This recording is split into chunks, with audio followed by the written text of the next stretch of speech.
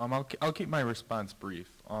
I do agree that the U.S. anti-war movement was a partial success because obviously Bush only used 150,000 troops to invade Iraq, when all of his generals now apparently think that we needed 500,000 troops.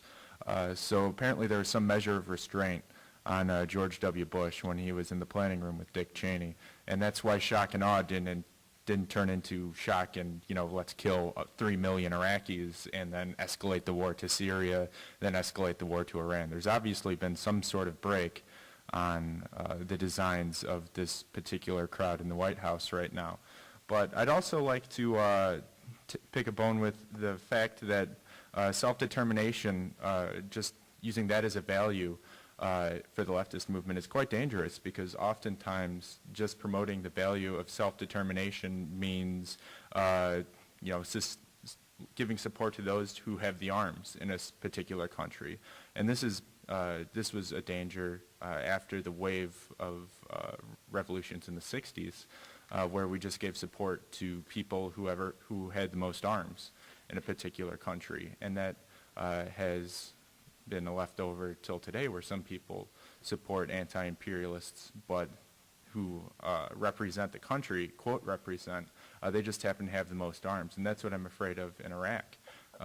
Whoever has the most arms gets to determine what self-determination means.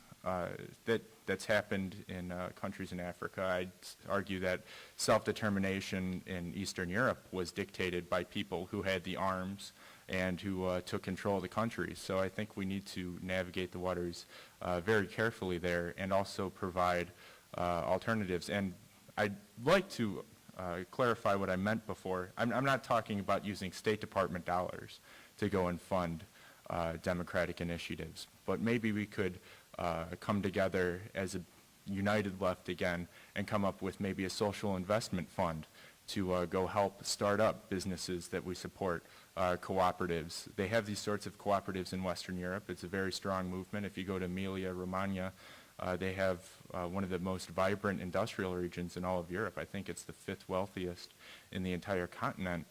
They have a strong investment program, and that's actually a legitimate alternative.